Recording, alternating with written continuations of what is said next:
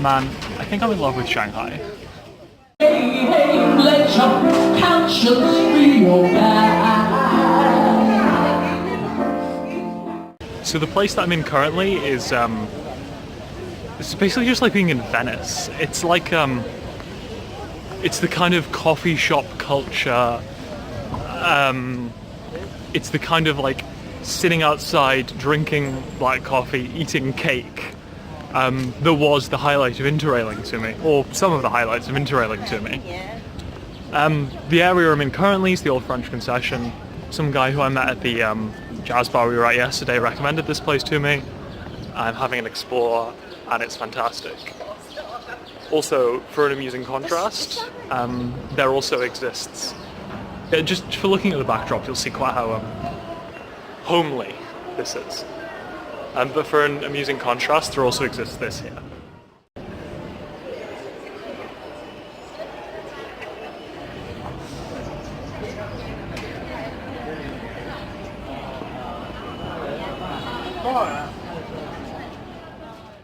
Just going in now for a bit of an explore to see what's inside.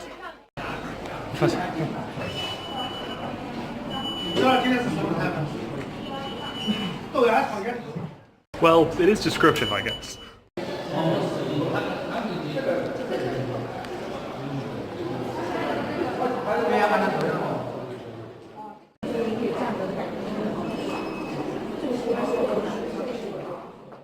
那随着后来的中日马关条约的签立呢，大半个中国沦为了半殖民地半封建的深渊。那在这时候啊，除了毒品和货物流入到了中国，那西方的先进文化和思想也融入到了中国。那正如我们现在的年轻人喜欢新思想、新文化一样，当时西方的资产阶级革命思想，实际上是西方的马克思主义思想，也深深地影响了当时年轻一代的先进思想。那中国大地上开始燃起革命的星星之火。我们首先来看一下洋务运动。那洋务运动啊，在当时提倡的是自强。 Everyone else in here is wearing little hammer and sickle lapel badges. That's interesting.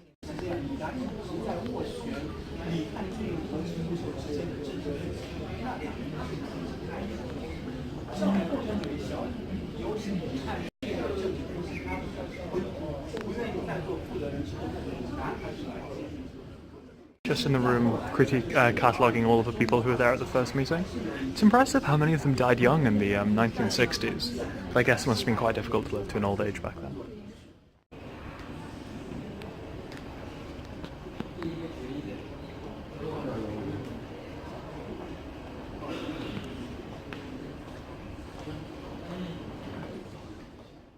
So just finished up at what was the just kind of, I don't know, it was a very mad museum.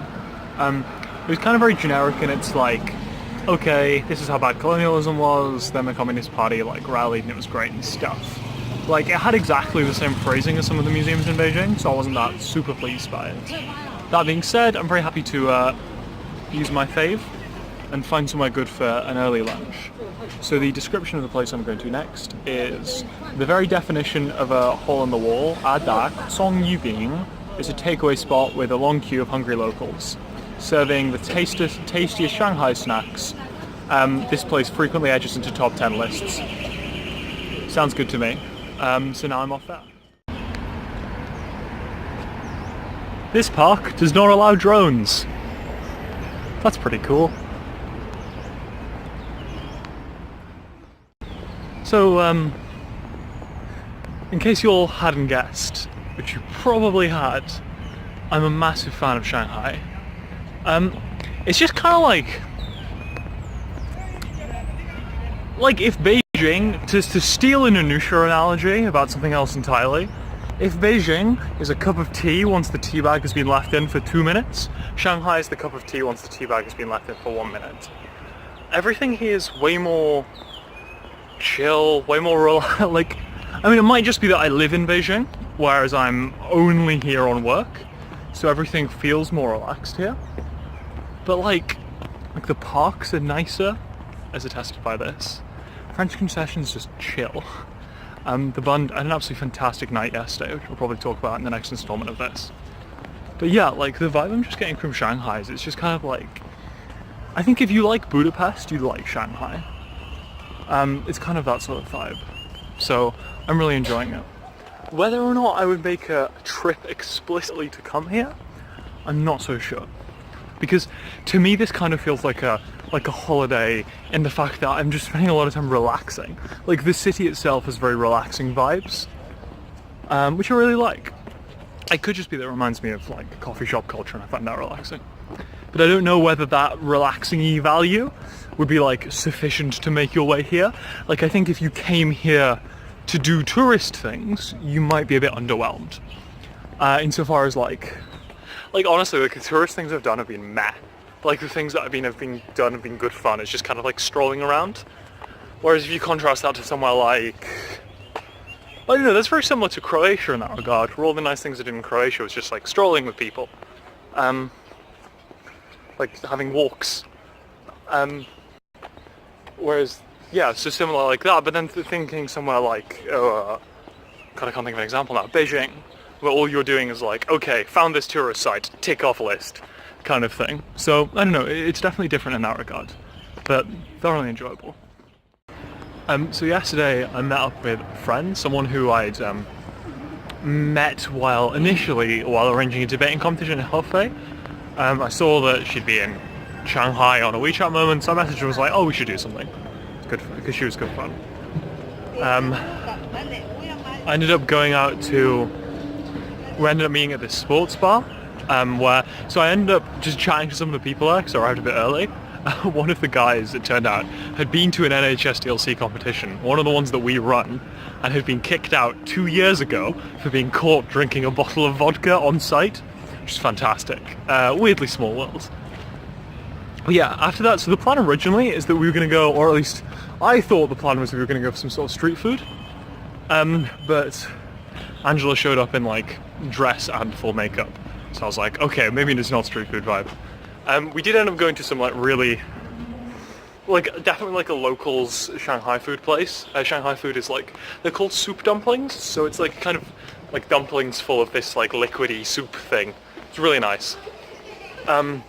So we went for those, but then afterwards went for a wander across the Bund. So this is the old financial district of Shanghai, which is where like the HSBC bank is from like the 1900s, 1800s.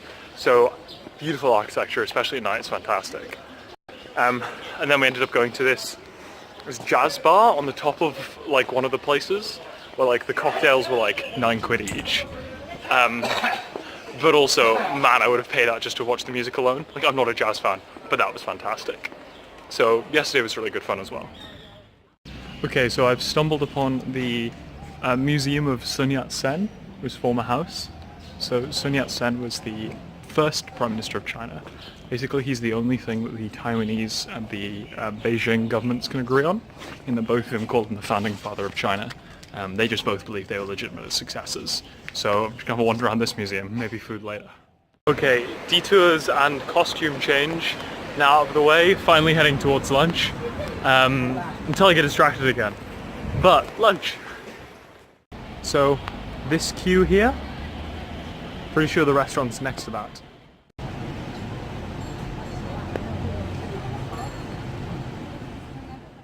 I'd okay. So I waited there for 40 minutes, got bored and hungry, so I'm gonna find somewhere else instead. Because I'm sure that place's food is good, but like 40 minutes with little or no progress is not worth the wait.